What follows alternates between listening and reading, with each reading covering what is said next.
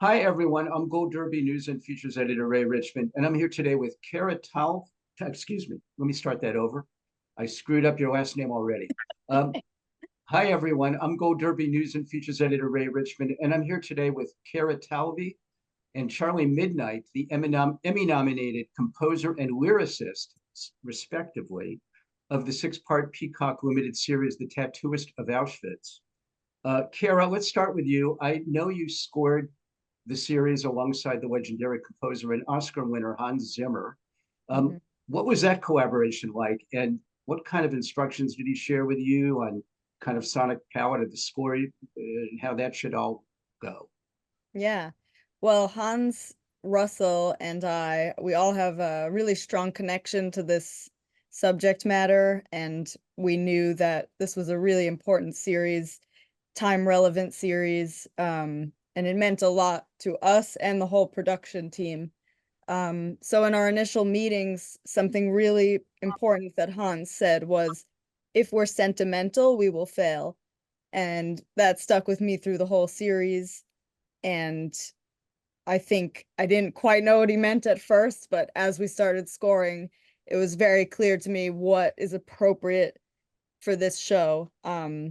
And along with the amazing direction from Tali, our director, and Claire, series producer, um, we found that balance between light and dark, which was super challenging, but very important for a series like this. Well, I think, Kara, I think I understand what they're talking about with regard to being, avoiding sentimentality because it's just so stark and heavy. I mean, I understand we're talking about the Holocaust, Yeah, the most traumatizing, horrendous subject there is. But oh my God, it was just harrowing to watch. And in some ways, for that reason, it was one of the most realistically drawn projects I've ever seen about the Holocaust.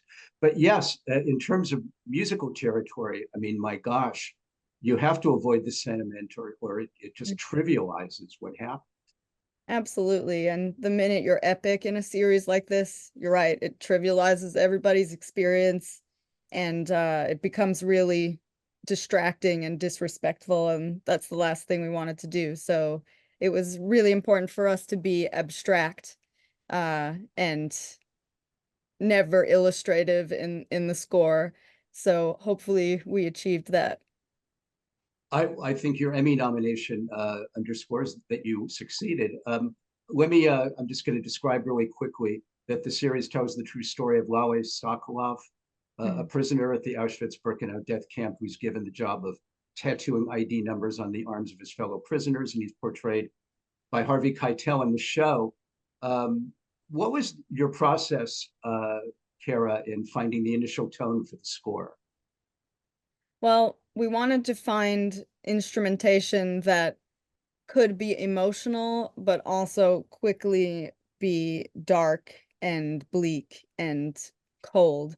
So there's a lot of strings used in avant-garde ways. Sometimes you'll hear, a violin solo, but uh again, staying away from that sentimental feeling. And we had players that really connected to the topic and they knew the story and they have such an emotional way of playing. And without them, there would be no story.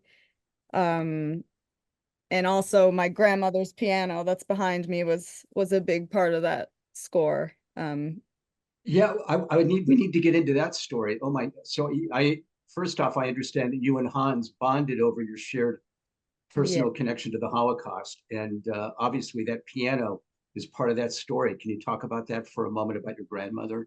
Yeah, of course. So when my grandma was just a kid, she was about 9 years old when the Nazis arrested her entire family and brought them to Auschwitz. She miraculously wasn't on that list. They arrived with a list of who they would arrest that day, and she wasn't on there, which was just kind of an oversight. There was no reason for her to not be on the list other than it was an accident. And when they took her family, she fled to her piano teacher's flat where she hid for the duration of the war.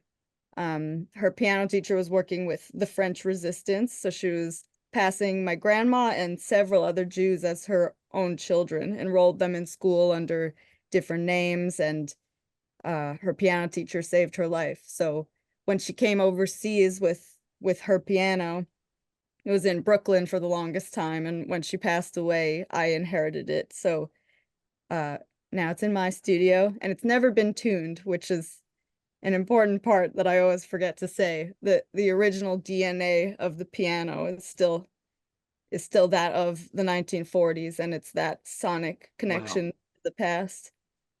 Wow. And that ended up in the series. Yes. Wow. Wow. So you were providing props as well as a score. Yeah, essentially. Wow. That's pretty powerful. Charlie Midnight, who has the greatest name ever in music, I haven't forgotten about you. All you did is write a theme song for Barbra Streisand, Love Will Survive, that she sings over the closing credits. Oh my gosh, what was your first thought when you got the call to write the lyrics to a theme for Barbra? Well, I got the call from Walter Afanasieff, one of our co-writers. He told me that he asked me if I wanted to write a lyric for this movie that Hans Zimmer and Kara Talve were scoring, and he was tasked with creating a song structure out of it. And I've written with Walter a lot, and whenever he calls me, I say okay, regardless. But then I said, okay, so what's the movie? He said it's called The Tattooist of Auschwitz, which of course, my first thought was, okay, this is not going to be an easy lyric to write. It is an intimidating title.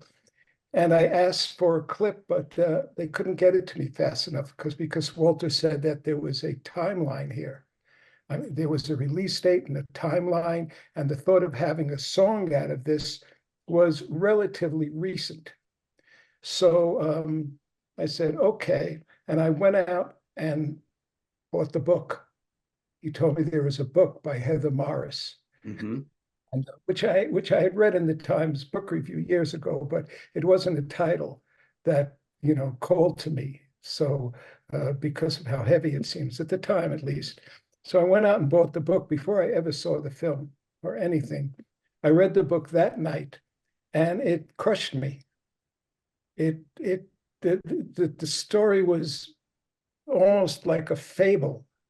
It wasn't. It was almost not real in a way, surrealistic the way it all panned out. And I wrote the lyric without having seen the film yet. I wrote the lyric almost overnight, completely inspired. I took some key thoughts from the book, and I wrote it, sent it to Walter, who said he loved it, and then sent it to the producers. And by the way, because having written for over 40 films, I'm always a little bit leery of what the producers, the directors are going to say. So I wrote what I thought, but I didn't quite go as heavy as I wanted, because often it comes back, this is too heavy, okay? But the producers came back to me, I think it was Claire. Claire Mundell, the producer, yeah. Yes, Claire Mundell. And they said, no, we want you to go for it. So I did. They loved it. And then, of course, everything else had to pan out. Barbra, they said they wanted Barbra to sing it, which of course that had to be the next step that they went through, getting Barbra to like it. Oh, so this was written before you knew Barbra was going to be involved. Exactly. It wasn't written in stone yet, but Claire Mundell was determined to have Barbra sing it. She thought that was the only person. And remember, this is not a major studio, and Barbra has never sung for a television series before. I don't think she sung in for any movie that wasn't her own. So it was one of these gutsy asks by Claire. Say, wow. And presented it to Jay Landers, who brought it to the executive producer of almost the last 25 years of Barbra's records, presented it to Barbra, and she went for it. And I've written for Barbra before, and she didn't really want, she asked me to move one verse from the beat, from one part to another part, and one from the one part to another, and that was her only comment, which I breathed a sigh of relief. I've written for her before, and she's very, very strong about what she wants. Right. And then it was, of course, how do you get it recorded? I think, Kara, I think I'm correct that the release date was coming up in the not too far distance, right? Yeah, it was like 2 weeks. Right. And so then Wow. Barbra had to sing it. And then Kara, as you know, and by the way, when I finally did see the movie and broke down in tears, that score tore me apart. It's a beautiful score, and your song is the perfect capper at the end. Yeah. And anyway, so I wrote the lyric, and then Bill Ross had to record the strings, and luckily he had sessions booked at Abbey Road, so he could fit it in. Mhm. And Wow. he did it, right, Kara? Am I correct in my? Right. It was all very serendipitous 2 weeks. Everything seemed to just. Wow. There's so many films, and this was like magic the way it all happened. Yeah. It just does, yeah, that just doesn't happen, I mean, in the real world. Yeah. And I think Russell and Claire and Jay, Russell Emmanuel, our producer. Yeah, they were the shepherds of getting this to happen. It was incredible.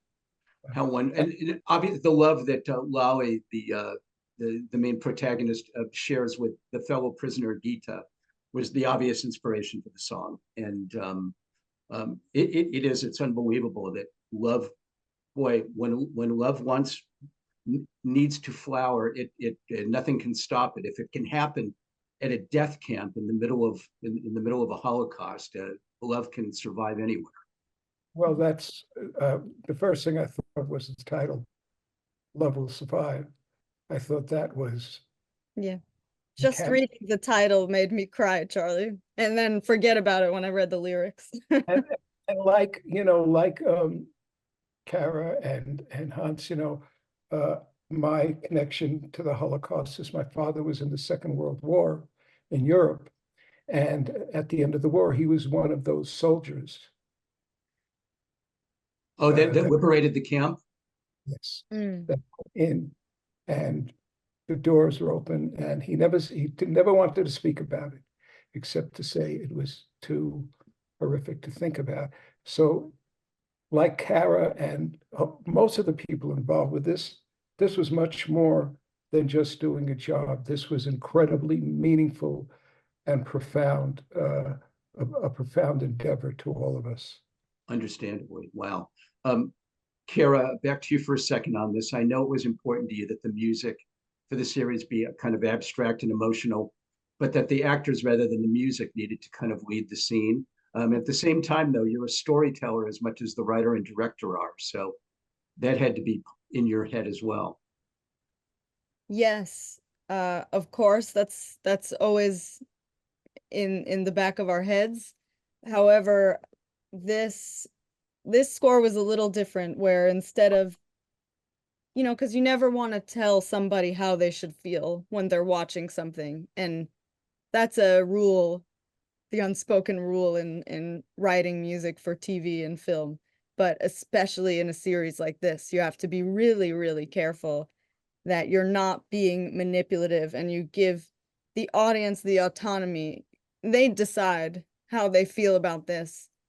The acting is so great, and the images and the story itself, they speak for itself, So it really didn't need that extra push of this is how you should feel right now. It's just that subtle layer of, opening the door for the viewer to feel something, but they decide what that something is. And I think that was our main theme for scoring this series. Very well put. How did you decide, Kara, on the specific instruments and sounds to use? Well, a lot of the score a lot of the more synthetic things that you hear layered in with the strings, it is her piano, but it's processed, and we made different pads and ambiances out of that piano. So we didn't want to just pull in any old samples or things that have been used before. We wanted everything in this score to be something unimaginable that we created, that has meaning to us and meaning to the score. So we really tried to make our own sounds. And you had those imperfections from the piano. Yeah. Add so much, especially when we know the backstory. What was your collaboration like with Tali Shalom-Izer and Claire Mundell, the producer? Oh, they're just amazing. I smile every time I think about them. It was a collaboration like no other. We were all on Zoom in different parts of the world, and yet we always found a time to talk, usually our nights. So it was midnight in LA and their morning. And like Charlie was saying, it really didn't feel like work. We were all working towards this goal to make this show happen because we all believe so much in Lali and Gita's story and in the book that Heather brought to the world, and that we all had this common goal, and that was it. And it wasn't work. And Russell and I just loved Russell, Hans, and I really loved working with them. Charlie, back to you for a moment here. You've had an amazing career. I mean, I just was looking at your resume and I was like, oh my God, writing songs for James Brown and Joni Mitchell and Billy Joel and Joe Cocker and Britney Spears. And it's just a who's who of the music industry. Where does this experience of doing a song for, what on the surface is kind of a humble Peacock series, but that's so powerful and so beautifully done. Where does that experience stand on your career list? This was I've written for a lot of people, loved every gig that I was able to get, but this was the most profound. The satisfaction of this, and especially to have Barbra Streisand sing it and sing my lyrics, sing the melodies, the music. It really made it, I wouldn't say everything is special, but this was profound. It was profound because of the subject matter, the meaning behind it, the collaboration between everybody, and then topped off with Barbra Streisand singing it, and the nonpareil Barbra Streisand, who gave an interpretation of the song that raised it even to another level. I couldn't have asked for more as a lyricist. You can make the argument that there's never been a more, and this may sound like hyperbole, that there's never been a more meaningful love song ever written and performed, considering the circumstances of this series, the fact it's a true story, the fact that you've got literally the queen of crooning here, Barbra Streisand singing it, someone of your stature writing it, Charlie. This is, it really doesn't get any bigger than. Well, Barbra is a great artist. Barbra doesn't sing a word that she doesn't feel, doesn't sing a melody that she doesn't feel. She's a true artist. It's not an accident, not just somebody who chooses good songs and has a great voice. There's another reason why she's gone through all these decades and remained at the top of the food chain. Yeah, for me, the satisfaction was a lot different than anything else that I'd done. But no, Barbra brings a whole other level, a whole other depth to this. And, we're all grateful for it, because we didn't know at first when Jay was asked, not saying that he was skeptical, but he knew he had to bring it to Barbra, and the fact that she said yes a lot, because of course the subject matter and how much she believes in the cause. Yeah, it was one of those once in a lifetime. I mean, I've written for Joni Mitchell, and of course that's amazingly satisfactory because she doesn't really sing other people's songs, and having written Living in America for James Brown, that's these things that when you're doing them, and having been in the studio with James Brown, really sort of at the beginning of my songwriting career, thinking, wow, if only the guys in the neighborhood could see me now, this That's would it. be, I'd finally be cool. So yeah, I mean, the journey has been long, rewarding, but this is, this right now is at the pinnacle. Well, it doesn't get cooler for the guys in the neighborhood than writing a song for Barbra Streisand. Oh, You I know, mean, sorry, yeah, that's the top of the food chain. yeah, I agree. Yeah. Absolutely. Shame. Well, we're actually going to leave things there. The Tattooist of Auschwitz streams on Peacock. Kara Talve and Charlie Midnight, best of luck to you both at the Emmys in September. And thanks for joining us at Gold Derby. Thank you. Thank you for having us.